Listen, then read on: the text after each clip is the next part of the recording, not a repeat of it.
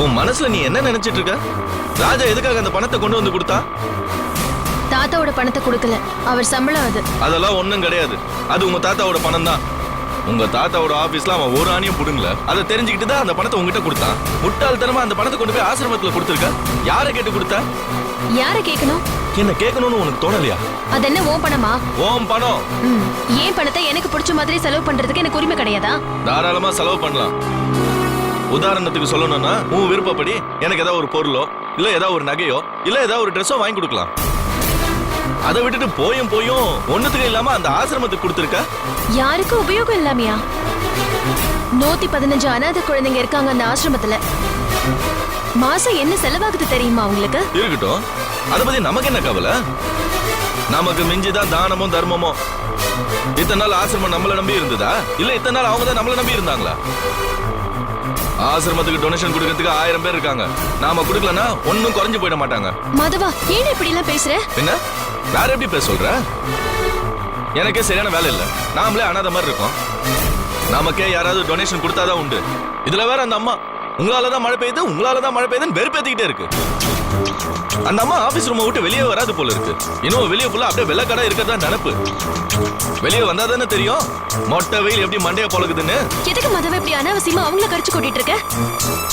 Social மைண்டோட பொது சேவை செய்யற அவங்கள பார்த்து இப்படி ஈவே இருக்க இல்லாம பேசிட்டு இருக்க.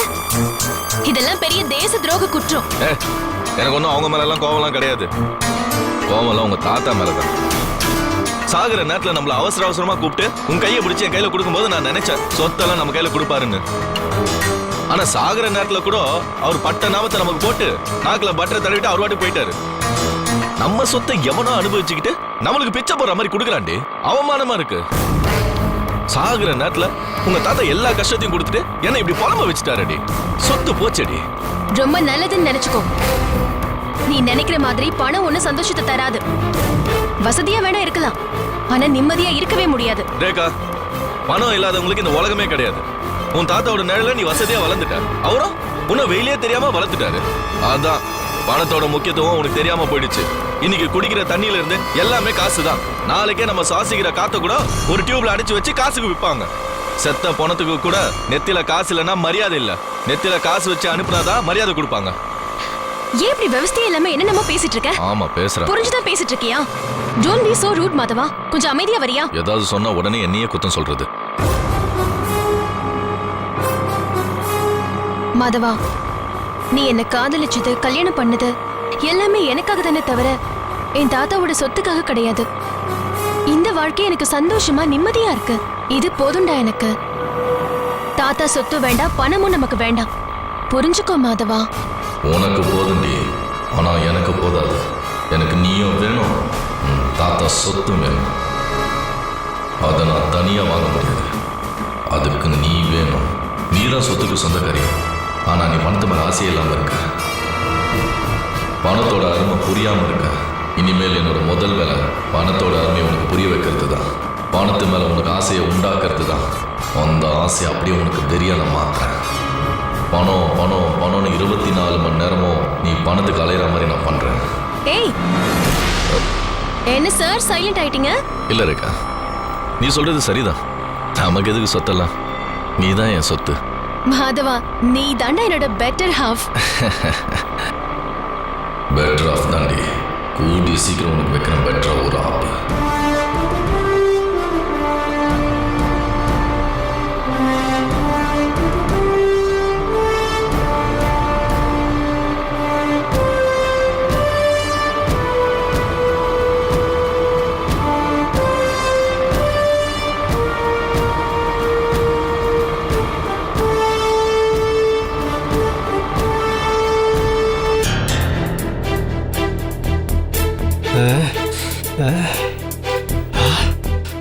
இன்னும் ஆளை காணுமே.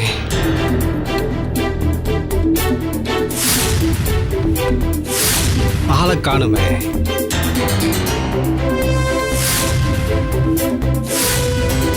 ஆளை காணுமே. இதான் அவர் சொன்ன ஸ்கூலு. இது பக்கத்துல இருக்கிற ஏடிஎம்ல பணம் எடுத்து தரேன்னு சொன்னாரு. ஆனா இன்னும் ஆளை காணுமே. ஒருவேளை பணத்தை கேட்ட உடனே ஆள் பப்பிட்டாரோ? இவருக்கு கோத்து விட மட்டும் நாம ஆளு வேணும். நமக்கு ஏதாவது அவசரத்துக்கு பணம் கேட்டா அவர் தர மாட்டாரு. பணம் தரல யாரு விட்டா? வரட்டும்.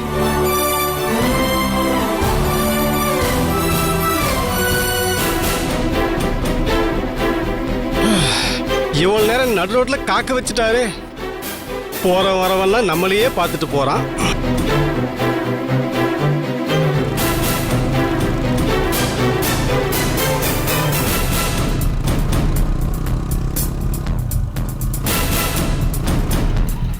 இவனா?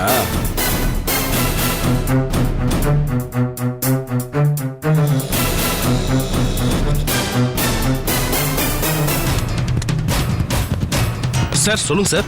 கேட்டு ஏத்து மணிக்கு நம்பர் அவனை கூட்டிட்டு வா. சரி சார்.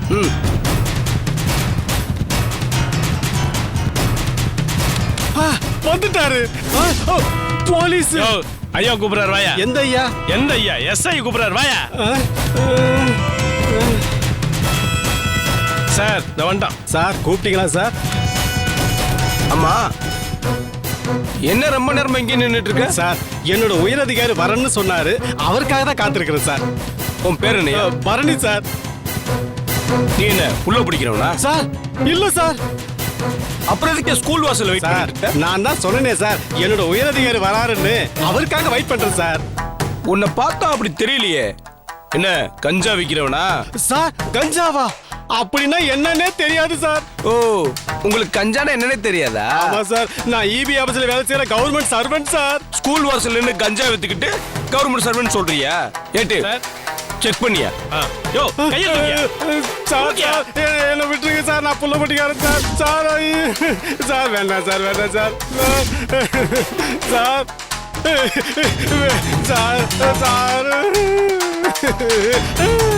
சார் கஞ்சா சார். ஐயோ சத்தியமானுக்கு தெரியாது ஐயா. சார். எப்படி வந்ததுன்னே தெரியாது சொன்ன? சார். ஸ்கூல் வாசல்ல நின்னு கஞ்சா வித்துக்கிட்டு இருக்கியா? இல்ல சார், ஆபீஸ்க்காக வெயிட் பண்ணேன் சார். கஞ்சானா உனக்கு என்னன்னே தெரியாதுல்ல? நிஜமா தெரியாது சார். சார் சார் ஐயோ ஸ்டேஷன். ஐயோ அடிங்க sir. Sir sir sir sir விட்டுருங்க சார், விட்டுருங்க சார். ஏரியா. சார் யாரா வண்டியில ஏறு. கஞ்சா வைக்கிறேன் கஞ்சா.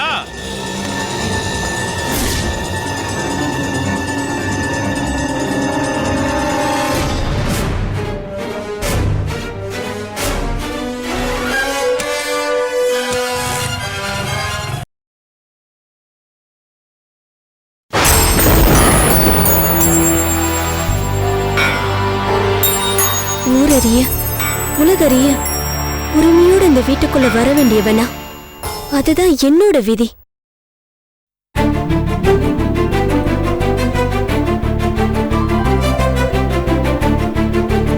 ஆனா அர்த்த ராத்திரியில யாருக்கும் தெரியாம அனாதையா வந்திருக்கேனே, என் விதிய மாத்துனது யார்?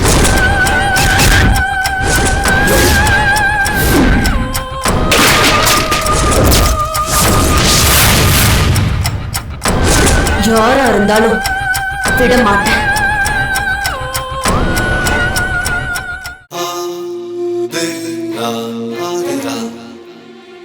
ஐயோ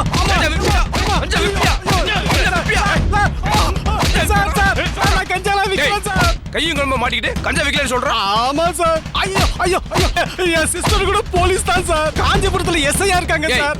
உன் ஃப்ரெண்ட் உயர் அதிகாரின்னு சொன்ன, இப்ப உன் சிஸ்டர் இன்ஸ்பெக்டர் சொல்றியா? ஐயோ ஐயோ போய் சொல்லுங்க சார், நான் சொல்றது உண்மைதான் சார். வேணும்னா போன் போட்டு தர, பேசுங்க சார். ஐயோ ஐயோ ஐயோ அப்பா அம்மா.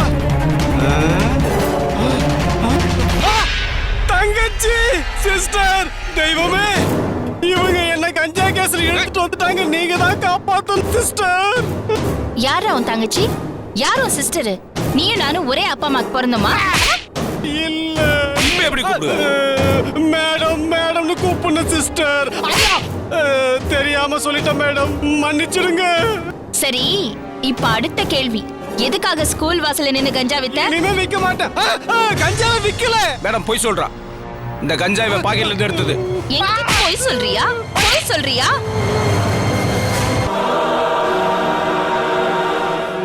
மேடம் இப்போ புரிஞ்சு போச்சு மேடம். என்னை எதுக்கு கஞ்சா கேஸ்ல புடிச்சீங்க, என்னை எதுக்கு இப்படி அடிக்கிறீங்கன்னு நல்லா புரிஞ்சு போச்சு மேடம். மேடம் நான் ஒரு பெரிய பிஸ்தாலாம் கிடையாது மேடம். வெறும் பாடி லாங்குவேஜ வச்சுக்கிட்டு ஓட்டிட்டு இருக்கிறேன். உங்க பவர் தெரியாம, சாருக்கு இருக்கிற இன்ஸ்பிரேஷன் தெரியாம அவர்கிட்ட காசு கேட்டுட்டேன் மேடம். சத்தியமா இனிமே அவர்கிட்ட வாலாட்டவே மாட்டேன் மேடம். எனக்கு புரிஞ்சு போச்சு மேடம். என்னை விட்டுருங்க மேடம். உன்னை எப்படி நம்புறது? சுப்பு சார் வாழ்க, சுப்பு சார் வாழ்க. யோ, அவர் பேரை சொல்லி கோஷம் போட்டா உன்னை எப்படியா அடிக்கிறதுக்கு எனக்கு கை வரும்? மேடம் சத்தியமா இனிமே அவர் வழிக்கே போக மாட்டேன் மேடம். காசு கேட்க மாட்டேன் மேடம். ஆமா, என்ன பத்தியும் அவரை பத்தியும் ஆபீஸ் முழுக்க பத்தி வச்சிருக்கியே. ஐயோ அப்படியெல்லாம் நான் செய்யல மேடம். அவர் தினமும் நான் கும்பிடுற தெய்வம் மேடம். அப்புறம் என்ன பத்தி ரொம்ப பயங்கரமா கமெண்ட் பண்றியாமே. ஐயோ அப்படிலாம் இல்லவே இல்ல மேடம். யாரும் எனக்கு வேண்டாதவங்க எல்லாம் ஒன்னா சேர்ந்து இப்படி தப்பு தப்பா சொல்லிருக்காங்க மேடம். நான் அப்படி சொல்லுவனா மேடம்? உங்க ஆபீஸ் வாசல்ல இருக்கிற மரத்துக்கு கவிதா மரம்னு என் பேரை வச்சிருக்கியாமே. என்ன முதுகு பட்டைய உரிக்கணுமா? ஐயோ இல்ல மேடம், அப்படிலாம் இல்ல மேடம். எங்க ஆபீஸ் ஆண்ட மரமே கிடையாது மேடம். உன் பேர் என்னடா? பரணி மேடம். இத பார், இன்னொரு தடவை என்ன பத்தியோ என் ஆளை பத்தியோ தப்பா பேசி அவர்கிட்ட பணம் வாங்குறது தெரிஞ்சது, இந்த மார் தண்டமாகி கண்டமாயிடுவேன். இல்ல மேடம், வேண்டாம் மேடம். இனிமே தப்பே பண்ண மாட்டேன் மேடம். சார், இவன் மேல என்ன கேஸ் போடலாம்? கஞ்சா கேஸே போடலாம் மேடம். உடம்பு நல்லா கும்முன்னு வச்சிருக்கா. ஒரு 10 வருஷம் தாங்கும்னு நினைக்கிறேன். ஐயோ மேடம், மேடம் நான் புள்ள கொட்டுக்காரன் மேடம். எனக்கு 3 பசங்க. உங்க வீட்டு எதிரில தான் விளையாடிட்டு இருக்கோம். நீங்க தான் பாத்துருக்கீங்களே மேடம். சரி, இந்த ஆள் ஏதோ உண்டியல் திருட வந்தான்னு ஒரு பெட்டி கேஸ போட்டுடுங்க. ஒரு 6-7 மாசம் இருந்துட்டு போட்டோம். ஐயோ ஐயோ மேடம், என்ன மன்னிச்சிருங்க மேடம். எழுந்துடுறா, நில்லு. இன்னொரு தடவை உன்னை பத்தி ஏதாவது கம்ப்ளைண்ட் வந்தது, உண்டலன் பண்ணிடுவேன். ஐயோ சத்தியமா இனிமே ஒரு பக்கமே போக மாட்டேன். இனி எந்த தப்பும் பண்ண மாட்டேன் மேடம். ஓடிப்போ.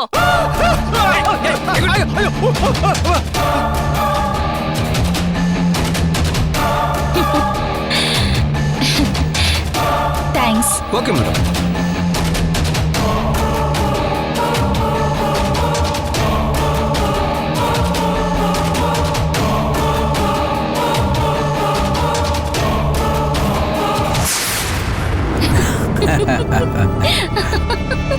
அந்த பியூன் ஓடின ஓட்டத்தை பார்க்கலையே நீங்க? என்னமோ உள்ள வரும்போதே கஞ்சா கேஸ்ல மாட்டிக்கிட்டோன்னு பயந்து நடுங்கிட்டே தான் வந்தான். என்ன பார்த்ததும் ஒரு நிமிஷம் சந்தோஷம் தான் அவனுக்கு. அவனுக்கு நான் ஹெல்ப் பண்ணுவேன்னு நினைச்சான். ஆனா நான் லத்தி எடுத்து முட்டிக்கு முட்டி தட்டினேன் பாருங்க, அப்ப புரிஞ்சு போச்சு அவனுக்கு. வசமா மாட்டிக்கிட்டோம், சுப்பு கையில ராங் பண்ணோம், அவர் ஆளுகிட்ட வசமா மாட்டிக்கிட்டோன்னு புரிஞ்சுக்கிட்டான். அவன் மூஞ்சி ஏற்கனவே பார்க்க சகிக்காது. இதுல கஞ்சா கேஸ்ல வர மாட்டிக்கிட்டானா? கஞ்சா திருடுற மாதிரி தான் இருப்பான் பார்த்தாலே. அவன் மேல இருந்த கடுப்பையெல்லாம் கம்புல காட்டி 4 போடு போட்டேன். அப்படியே சிஸ்டர் சிஸ்டர்னு அலறிட்டான். இனிமே இந்த மாதிரி எதுவுமே பண்ண மாட்டேன்னு அலறிட்டான். நானும் போனா போதுன்னு அப்படியே அவனை விட்டுட்டேன். விட்டதுதான் மாயம். ஒலிம்பிக்ல ஓடுற மாதிரி தலை தெறிக்க ஓடி போயிட்டான். போதும் கவிதா, என்னால சிரிக்க முடியல, வயிறு வலிக்குது. நான் கூட எங்க இந்த விஷயம் சொன்னா நீங்க தப்பா எடுத்துக்கீங்களோன்னு நினைச்சேன். எதுக்கும் உங்க காதுல போட்டு வைக்கலாமேன்றதுக்காக தான் உங்களுக்கு ஃபோன் பண்ணி சொன்னேன். சச்சா, நான் எதுக்கு தப்பா எடுத்துக்கிறேன்? உங்களுக்கு ஒரு விஷயம் தெரியுமா? நான் உங்களுக்காக மட்டும்தான் மறுபடியும் இந்த காக்கி சட்டையை போட்டிருக்கேன். இல்ல அந்த சிங்கார சென்னையை விட்டுட்டு காஞ்சிபுரத்துக்கு டிரான்ஸ்ஃபர் வாங்கிட்டு வந்திருப்பேனா? இத பாருங்க, நீங்க என்ன பிரச்சனைனாலும் என்கிட்ட உடனே சொல்லுங்க. 24 மணி நேரமும் உங்களுக்கு சேவை செய்ய நான் காத்துக்கிட்டு இருக்கேன். இனி அந்த பியூன் உங்க பக்கத்திலே வரமாட்டான். உங்க பேரை சொன்னாலே அவன் தொடையெல்லாம் நடுங்க ஆரம்பிச்சிடும்.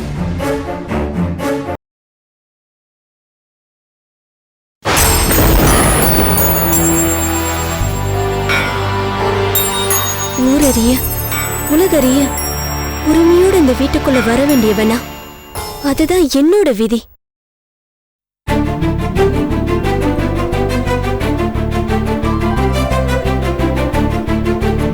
ஆனா அர்த்த ராத்திரியில யாருக்கும் தெரியாம அனாதையா வந்திருக்கேனே, என் விதிய மாத்துனது யார்?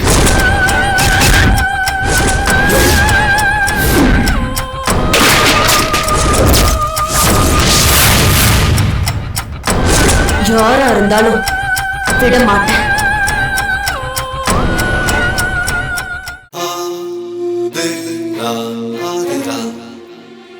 நம்ம அடிக்கடி பார்க்கறத கொஞ்சம் நிறுத்திக்கிறது நல்லதுன்னு தோணுது.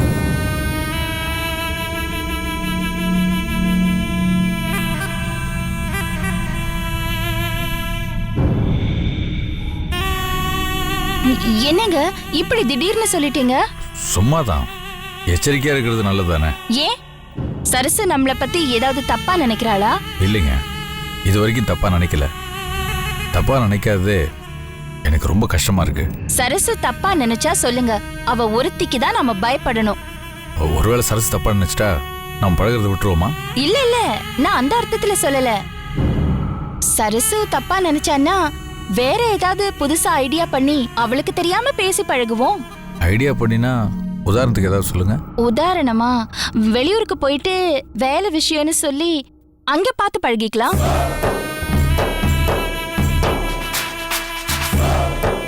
என்ன அப்படி ஷாக் ஆயிட்டீங்க?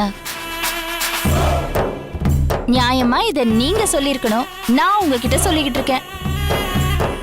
என்னடா இவ இப்படி எல்லாம் பேசுறாளேன்னு நினைக்கிறீங்களா? எனக்கு உறவுன்னு சொல்லிக்க உங்களை விட்ட வேற யாரு இருக்காங்க? என் அண்ணனுக்கு அவரை கவனிச்சுக்கிறதுக்கே டைம் சரியா இருக்கும். நான் ரொம்ப தனிமையா அனாதையா ஃபீல் பண்றேன். உங்ககிட்ட பழகும் போதுதான் நான் ஒரு பொண்ணாவும் எனக்கும் பெண்மை இருக்குன்னு உணர்றேன். இல்லனா என் பொழப்ப பாத்தீங்கல்ல, ரவுடிங்க, பொறுக்கிங்க, கேடிங்க, பொட்டலம் விக்கிறவங்க, கஞ்சா விக்கிறவங்க, இவங்களோட தான் என் காலெல்லாம் போய்கிட்டு இருக்கு. ஒரு பொண்ணு செய்யற வேலையா இதெல்லாம்? நியாயமா என் மேல நீங்க பரிதாபப்படணும். ஆமாங்க, நீங்க சொல்றதும் ஒரு வகையில் சரிதான். ஒரு பொண்ணுனா பேங்க்ல, ஹோட்டல்ல ரிசப்ஷனிஸ்டா இருக்கலாம். உங்களை மாதிரி போலீஸுங்கிறது கொஞ்சம் கஷ்டமான விஷயம்தான். இதெல்லாம் நீங்களா தானா சொல்லணும். நான் ஸ்பூன் வச்சு ஊட்டி விட்டதுக்கு அப்புறமா சொல்லக்கூடாது. ஆமாமா, உங்களை பார்த்தாதான் பேசினாதான் எனக்கு பொழுதே விடியுது, பொழுதும் முடியுது. உங்களை பார்த்து பேசி பழகாம என்னால இருக்கவே முடியாதுங்க. ஒரு பஞ்ச பரதேசி பியூனுக்கு பயந்து நீங்களும் நானும் பிரியணும்னு சொல்றத என்னால ஜீரணிக்கவே முடியல. இங்க பாருங்க, ஃப்ரீயா மீட் பண்ணிக்கிறத பத்தியோ ஃப்ரீயா பழகிறத பத்தியோ தான் நம்ம யோசிக்கணுமே தவிர பிரியறத பத்தி நம்ம யோசிக்கவே கூடாது. நாம பிரிஞ்சு போனாதான் நம்ம ஃப்ரெண்ட்ஷிப்ல களங்கம் இருக்குன்னு அர்த்தம். நீங்க சொல்றதெல்லாம் ஓகே தான், இருந்தாலும் இங்க பாருங்க, நான் உங்களை வார்ன் பண்றேன். என்ன பார்க்க கூடாதுன்னோ இல்ல பிரியணும்னு நினைச்சீங்க, அப்புறம் பியூனுக்கு வந்த கதி தான் உங்களுக்கும்.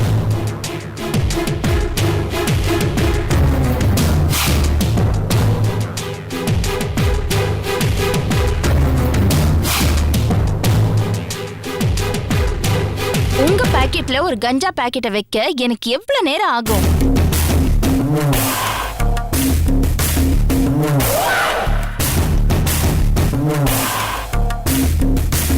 உங்க பாக்கெட்ல கஞ்சா வச்சுட்டு உங்களை ஸ்டேஷன்ல கூட்டிட்டு போய் லாக்அப்ல தள்ளிடுவேன்.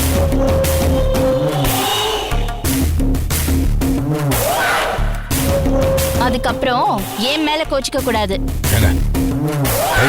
செஞ்சிடாதீங்க, என் மானமே போயிடும். அதுவும் நீங்க டியூட்டில இருக்கும்போது பண்ணா எப்படி இருக்கும்? ஐயோ வேணாங்க, என் வேலையே போயிடும். Be careful.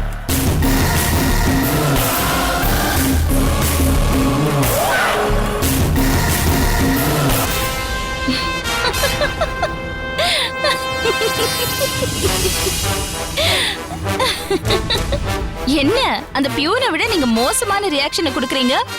அவனை விட பயங்கரமா பயப்படுறீங்க. சும்மா விளையாட்டுக்கு சொன்னேன், பயப்படாதீங்க. என்ன டென்ஷன் பண்ணாம வச்சுக்கிட்டா உங்களுக்கு நல்லது, புரியுதா? இல்ல இல்ல, இனிமே நம்ம 2 பேரும் நல்ல ஃப்ரெண்டாவே இருப்போம். இது ஆம்பளை கழகு. சாப்பிடுங்க.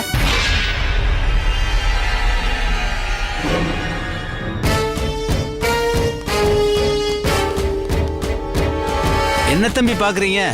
பார்ட்டி நல்ல பார்ட்டி தான், பக்கா டாக்குமெண்ட்ஸ் இருக்கு தம்பி. இல்லை, எனக்கு கொஞ்சம் டவுட்டாக இருக்கு. இதை கொஞ்சம் வெயிட்டிங்கில் வைப்போம். ஆமாம், நம்ம அடுத்து எங்கே போகணும்?